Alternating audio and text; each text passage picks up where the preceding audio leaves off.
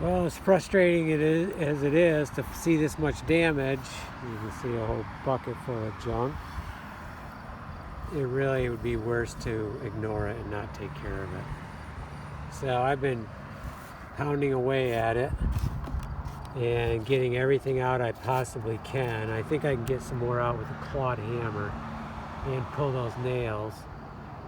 And then I need to take a look at it, maybe get a sharp chisel, see if I can even some stuff up here. And then try to get all the dust out and then try to figure out how I'm going to start rebuilding it. So yeah, what a mess. But can't ignore it. Need to take care of it. And then this time it's going to be Geicoed and then aluminum over top of it. Okay, let's get to work.